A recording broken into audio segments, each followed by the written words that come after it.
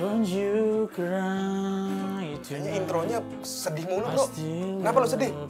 Persebaya nggak persaingan juara ya? Disesuaikan sama di bajunya. Wih, Excel Ross. Bukan. Microsoft Excel. Dulu mudanya ganteng banget ya, pas Iya. begitu tua gembrot. Tapi Mendingan kita ya. Nggak boleh sekarang ngomong gitu, ntar dianggap pelecehan tuh. Iya, Gembrot, mendingan gembrot. kita dari muda sampai tua tetap nggak cakep. Tetap nggak cakep. Kalau kata istri gue gini, kamu tuh nggak ganteng, tapi nggak jelek juga. Jadi rata-rata Tengah-tengah, air, iya. rata-rata air. Ya itu namanya apa? Keadilan Tuhan. Iya, istri yang baik gitu. Dia menyatakan fakta tapi nggak menghina. Nggak menghina, jadi gue juga nggak sakit hati. Gitu intinya kan. Menyatakan fakta tapi. Ya udah buka dulu. Buka dulu. Mau buka baju. Ya, kita kembali lagi kita kembali lagi di halftimeshowbola.com bersama saya Erwin Firdiansyah dan Aryo Yosia. yang nggak ganteng tapi juga nggak jelek. Nggak jelek. Ya.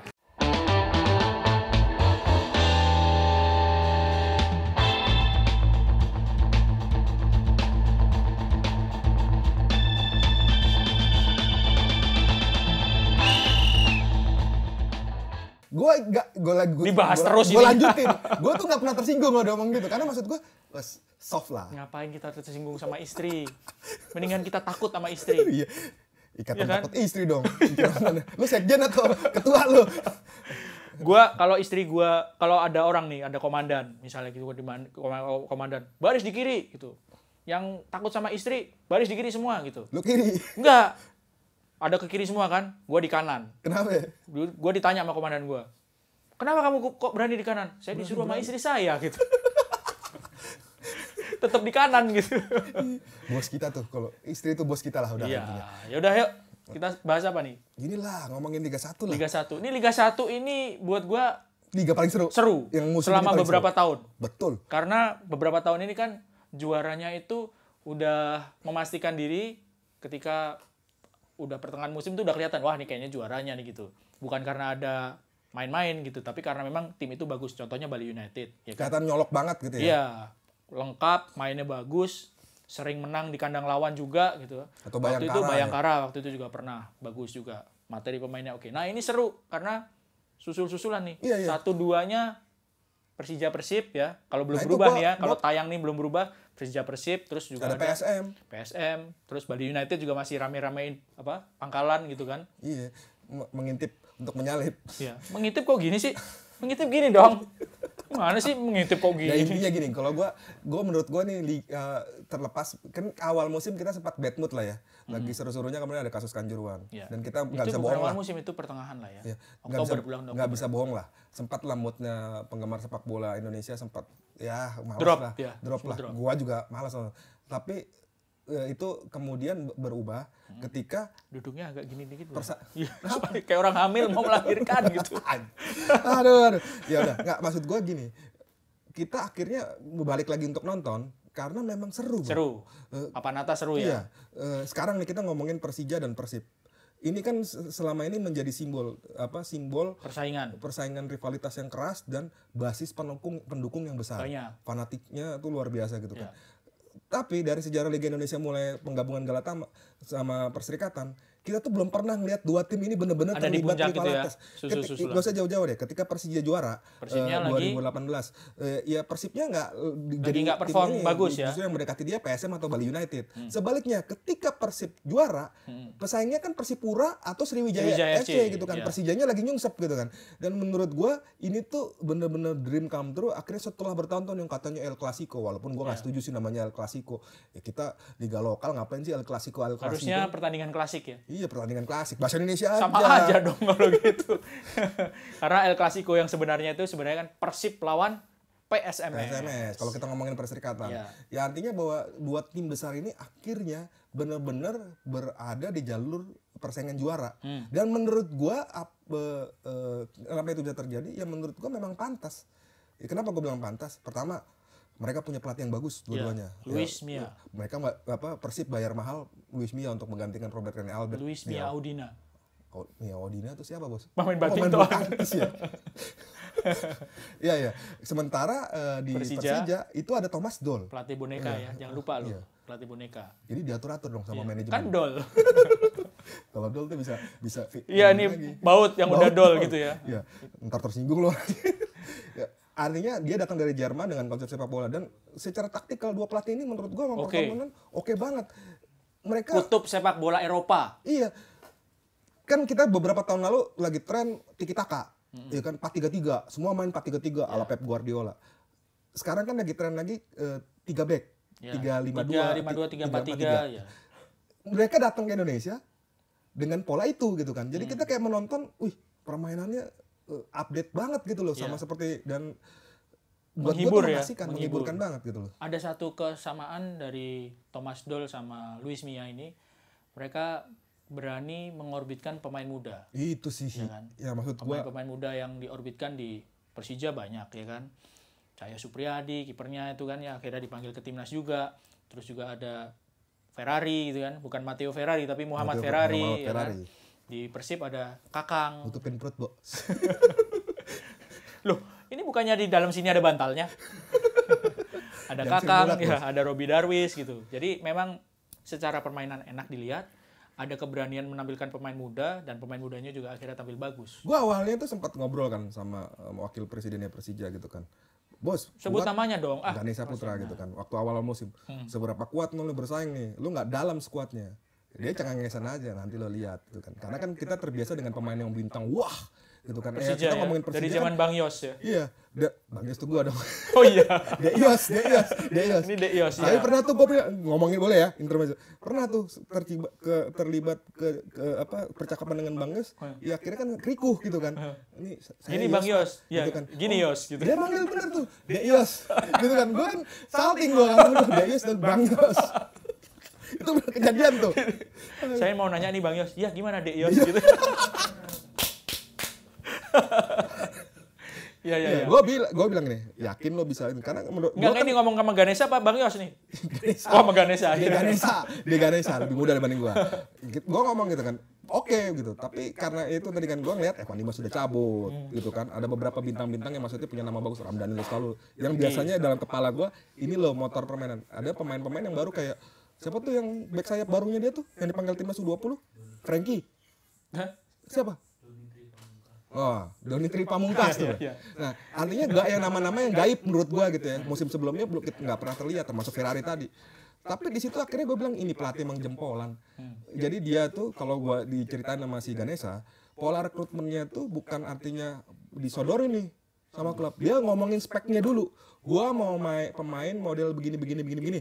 Gitu kan. Lo tolong cariin setipe. Nanti dia lihat videonya tuh, dia pelajarin. Oke, cocok nih. Dan lo lihat aja bursa transfer tengah musimnya dia kan. Dia dapat striker Liga 2 yang kita nggak kira gitu kan, si Aji. Siapa namanya? Haji Kusuma gitu kan. Haji Kusuma gitu kan. Ada suara gaib ya. Siapa? Doni gitu ya. Siapa tuh namanya? Aji gitu. Nggak tahu suara gaib tuh. Ya, siapa yang pernah membayangkan Haji Kusuma akan seperti ini gitu kan. Tapi kalau ngeliat dari awal artinya apa? Ya memang yang benar kan kayak gitu. Selama ini kan pelatih top datang udah disettingin. Udah disodorin pemain mahal gitu. Iya, pemain mahal gitu kan. Lo tinggal terima beres aja. Padahal kan kalau di luar kan dia yang membangun timnya sendiri. Jose Mourinho, Pep Guardiola tuh membangun tim dari diri sendiri. Ya. Nah, Dol tuh kayak gitu. Nah, kalau Persib kebalikannya tuh. Luis Milla. Emang sebenarnya tim ini tuh dari beberapa musim terakhir menurut gua punya tim yang terbaik. Cuma kan udah lalah kok nggak pernah bisa juara gitu kan. Ya. Lo bayangin aja. Banjir pemain naturalisasi sampai pemain naturalisasinya diberhentiin satu-satu tuh. Sisa tinggal maklok doang kan. Iya kan? Awalnya kan dulu ada Ada Victor Ibo ya masih kan. Sebelumnya kan ada si Esteban Vizcarra. Iya, Esteban ya. Udah out. Kan ada satu-satu lama-lama dibentin. Ya menurut gua belum mereka tuh punya skuad ada Ezra. Iya, Ezra Walian. Mereka punya skuad yang bertabur bintang, tetapi belum menemukan pelatih yang pas untuk meramu itu. Yeah. Luis Milla datang itu siapa sangka loh. Dan gue bisa bilang Luis Milla tuh mirip Erik ten Hag. Kenapa? Rekornya wajahnya sama, Bos. Oh, ya, mungkin rekornya. Satu boti, botak gitu kan. Satu gondrong gitu kan. Rekornya kenapa? Rekornya kan sama-sama menciptakan rekor. Nggak terkalahkan nih. Kalau MU terakhir kita ngomong ini 13 kali 13 kali tuh pertandingan nggak terkalahkan di kandang. Kalau Luis Milla belum kalah-kalah, Bos. Kan kalah kemarin lawan Arsenal. Oh iya. Di kandang. Oh, di kandang. Ya kan di kandang Arsenal kalah. Lu nges kayak baja. Ya, Ya intinya hampir mirip gitu kan, merubah datang barang Mengubah, rongsok. mengubah. Iya, apa kalau rubah binatang Ya. ya. Ini ular bukan rubah. Ya itu menurut gua. Dan ini apa hebatnya Luis Milla ya. Ketika dia datang itu kan sebenarnya pemainnya udah ada gitu, bukan dia minta ini itu gitu. Tapi dengan kejelian dia bisa mengubah mainnya Persib jadi menang terus, nggak pernah kalah di kandang ya. Terus ini bukan pilihan dia sebetulnya pemainnya kan. Dan dia nggak Atau jangan-jangan kalau dia milih pemain sendiri malah nggak bagus kayak gini. nggak tahu juga. Tapi gini, yang satu istimewa menurut gue juga dia gini, dia udah terima nih barang nih semuanya. Tapi dia tuh kan sempat kan dulu awalnya kita juga termasuk nulis gitu kan, wah ini anak emas-emasnya dia nih, gitu kan di Persib dia pasti main. Kan ternyata nggak, sistem rotasi gitu kan. Kita nggak pernah, kita udah berapa musim terakhir melihat sosok Deddy Kusnandar kan jarang dipakai. Ya. Belakangan kan sampai di era Luis Milla kan tiba-tiba dia menjelma jadi gelandang pengatur serangan yang ini lagi. Jadi soalnya sempat cedera agak lama sih. Iya. Kemudian yang Beckham Putra yang on off modelnya gitu kan main. Tapi kan dikasih kepercayaan. Bahkan sekelas Febri Haryadi menurut gua nggak selalu dipasang juga, bergantian gitu. Dan menurut gua Persib itu lebih untung, bukan untung ya, lebih secara materi lebih baik dibanding Persija gitu kan. Lu tinggal puter-puter aja bro. Lu mau gelandang, ada Mark Klok, ada Reki Kambuaya, ada si siapa, anak Bejo, Rahmat Irianto. Lu bayangin aja itu udah kayak gitu tuh isinya. Di belakang ada Victor Nebo dan ada macam-macam. Menurut gua dia bagus dan moodnya kan beda ya ketika Luis Milla datang, pemain tuh kayaknya seneng. Langsung semangat. Iya, gua datang ke Bandung gitu kan, pemain tuh ketawa mulu, happy. Oh iya. Walaupun gue sebenarnya juga nggak lihat semua pemain, baru beberapa pemain jadi sampel aja gitu kan. Tapi intinya moodnya kayak happy. Beda kalau dulu zaman pelatih sebelumnya, bukan mengecilkan peran Rene Albert gitu. Tapi kayaknya tegang mulu gitu loh. Tegang gitu kan, kalah muka cemberut. Kok sekarang kan dari video-videonya Ya, apapun otomatis lah kalau kalah muka cemberut. Kalau ada kalah muka senang langsung dipecat kali. Nggak juga. Awal-awal Luis Milla tuh kan kalah-kalah dulu. Tapi mood pemainnya nggak kelihatan seperti tertekan, tapi justru menikmatin. Dan menurut gue kita beruntung lah musim ini benar-benar melihat persaingan yang sangat seru. Dan belum tentu loh Persija sama ini. Lo harus hitung juga loh, Persebaya selalu bangkit di putaran kedua dan mainnya bagus loh. Ya, ada PSM juga. Jadi ini udah habis segmen pertama. Jadi pamit dulu. Ya, nanti segmen kedua lanjut lagi. Masuk segmen 2, masih ngomongin Liga 1, Liga Indonesia. Kita ngomongin soal apa? Masih ya, emang Kita terlepas dari liganya seru, tapi kontroversinya masih banyak juga sih. Kontroversi yang mengikuti ya. Banyak sekali sih masih yang jadi PR itu wasit terutama ya. Wasit itu kalau zaman dulu mungkin kesalahan wasit ini nggak selalu terekspos seperti sekarang. Tapi kalau zaman sekarang, ini wasit di pertandingan sore hari ini misalnya 3:30 bikin kesalahan, 3:04 lewat 10 ini udah tayang di medsos. Iya. Kesalahannya dilihatin dikasih garis. Dan bener-bener dijembrengin, ada garisnya, ini kesalahannya seperti ini, nggak offset, dibilang offset segala macam. Udah nggak bisa ngeles dan langsung terekspos. Bayangin loh, pertandingan belum selesai, kesalahan tuh wasit udah terekspos di medsos. Kalau zaman dulu kan nggak. Menurut gua, walaupun sebenarnya itu juga jadi nggak bisa jadi patokan karena kan kamera televisi berbeda dengan di lapangan gitu loh. Ya paham maksudnya? Tapi memang dalam beberapa kasus benar bahwa wasit itu salah gitu ngambil keputusan. Dan bukan cuma beberapa kasus, banyak. Iya. Nah ini yang menarik kan gini, di negara ini makanya kita ke topik pembahasan ini. Ya. Negara tetangga kan negara tetangga mana nih? Kiri, kanan, atas, bawah? Thailand dan Malaysia. Mereka mulai pakai VAR. Teknologi yang artinya membantu wasit dengan insiden-insiden yang terlewat gitu kan. Enggak, soalnya gini, kenapa perlu juga? Karena menurut gua bukan masalah kontroversi wasit aja. Kemarin tuh kejadian kayak ini, Spaso jatuh kena kepala. Oh iya, yang kena tendang itu kan ya. luput gitu kan, artinya wasit luput dan maksudnya dianggap pelanggaran biasa. Tapi kan kalau ada kamera VAR itu kan ada warningnya, diingetin bahwa ini bahaya loh kepala gitu kan. Kena tendang itu kan. Iya, dan Spaso kan bilang kalau saya di luar nih, kalau ini bisa langsung diselesaikan, pertandingan diselesaikan dulu gitu kan, artinya wah kita ngamanin dia dulu gitu kan. Ya menurut gue memang banyak gunanya. Walau menurut gue gini juga, itu mahal loh. Mahal. Untuk menyediakan SDM. Jadi jangan dipikir cuma taruh kamera televisi itu akan dijadiin VAR gitu loh. VAR itu yang perlu dicatat teman-teman juga gitu. VAR itu teknologi juga ada ininya, mesti persetujuan FIFA.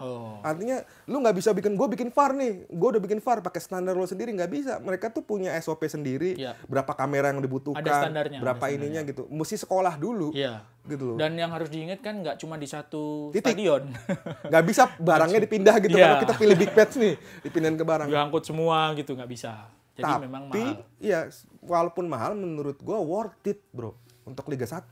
Worth it itu Ya karena sangat bermanfaat ya, berarti ya. gue capek juga sih gitu kan. Gue masalah ini kayak nggak selesai-selesai gitu kan. Wasit terus disalahin. Ya menurut gue nggak, ya tadi kan lo bilang oh banyak juga salahin. Tapi juga sering kali juga salah pemahaman gitu kan.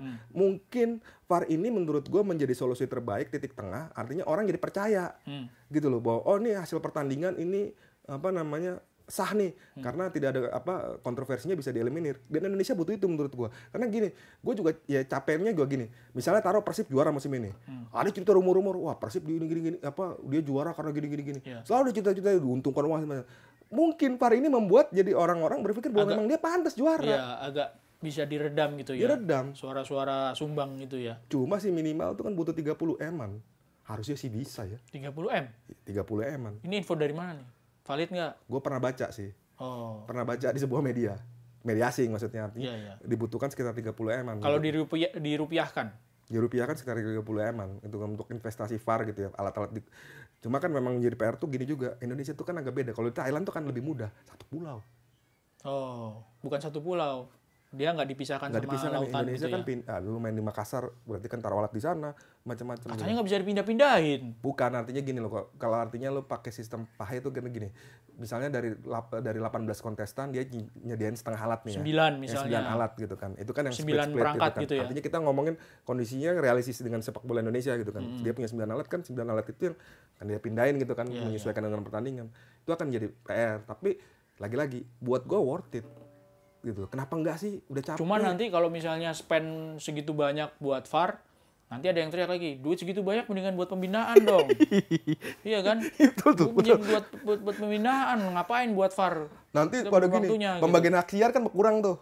Kalau berkurang karena artinya kan uangnya untuk VAR gini. Nanti protes lagi, kita gaji pemain dari mana nih Pak? Nggak dapat, pelit amat dapat uang hak siar gitu kan. Ya, tapi kalau gue sih mikir, buat sebuah kepentingan yang besar mestinya mau ngalah loh. Untuk VAR? Iya, karena ya bagaimana ya, lu apa nggak capek bro ngelihat artinya elementer kesalahan elementer gila lu yang baru-baru ini kalau nggak salah PSIS ya, lupa yang apa tuh? Golnya posisi nggak offside, tiba-tiba dibilang offside, nggak offside, penalti nggak penalti, pelanggaran nggak pelanggaran kan gitu ya? Iya, dan ya maksudnya gini loh, nggak semua wasit Indonesia juga buruk. Gitu. Dan gini juga sih, gue kalau ngomongin wasit karena gue banyak kenal wasit ya, nggak semua wasit tuh juga dalam arti buruk. Banyak wasit tuh idealisme bagus juga. Cuma kan gini, situasinya tuh kan membuat sulit juga gitu kan. Ya contoh yang nggak pernah dihitung sama orang itu kan kelelahan wasit pindah-pindah kota. Iya.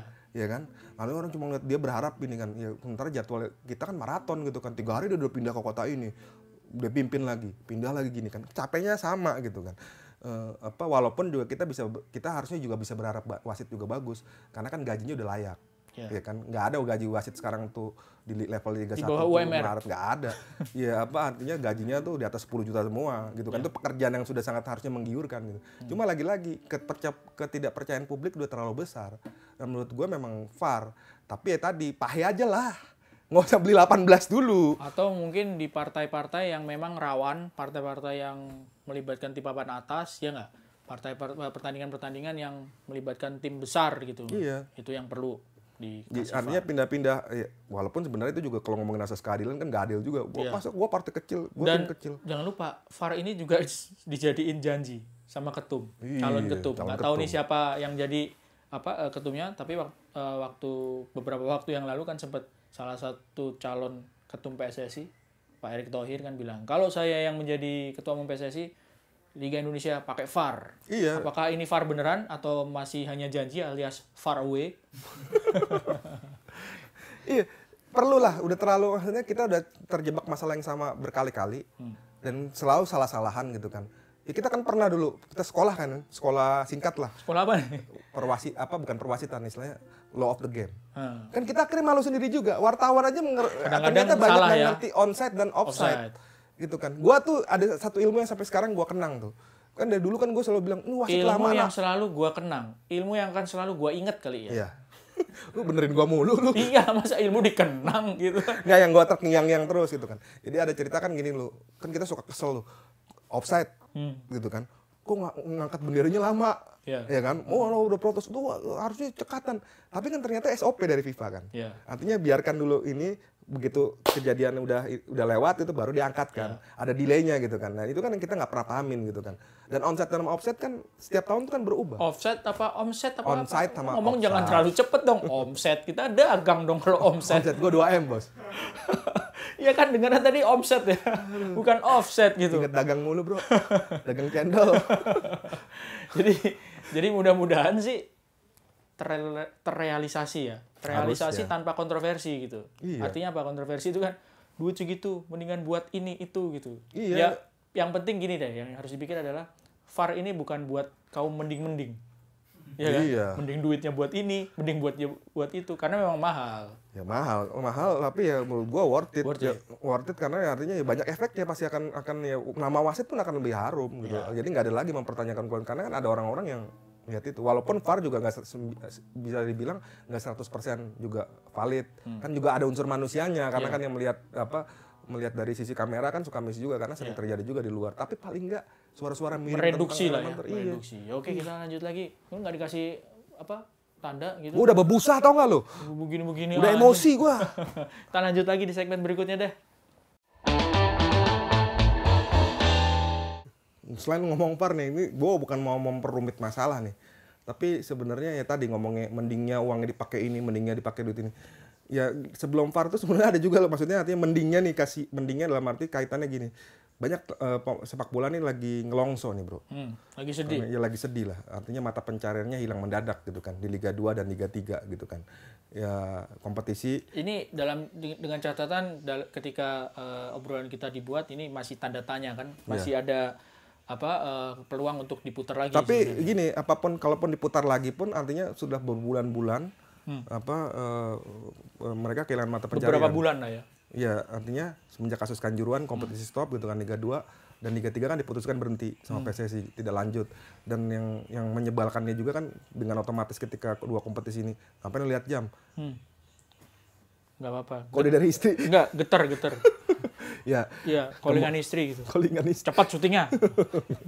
Yang jadi nyebelin juga kan, artinya dengan ketika kompetisi di level bawah itu nggak ada kan, otomatis sistem degradasi nggak ada gitu Promosi kan. degradasi nggak ada. Degradasi, dan menurut gua kan itu menghilangkan esensi fair play dalam sepak bola. Iya. Itu satu kasus yang berbeda sendiri, tapi menurut gua memang Liga 2 dan Liga 3 ini stop ini benar-benar ribuan orang loh bro. Iya. Dan lo harus jangan ngitung gini, kalau Liga 1 tuh gajinya gede-gede pemain.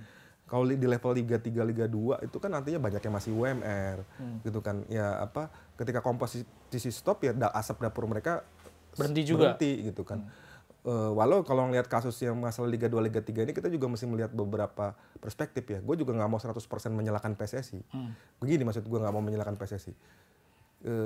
Ketika kompetisi stop tanpa izin itu yang nggak keluar-keluar ketika habis Kanjuruhan, kan itu cak-cakan penjadwalan dan macam-macam udah kacau balau. Jadwal yang disusun selesai sebelum agenda pemilu, itu kan ibaratnya udah di set nih sama PSSI. Pemilu apaan nih? Pemilu nih, kan masa ini kan tahun-tahun menjelang 2024 ini kan pertengahan tahun kan udah masuk periode pemilu kampanye dan macam-macam. Iya. Ya artinya semua agenda sepak bola kan harus stop di sana. Nah, gue sih pernah juga ngobrol nih sama petinggi PT Liga.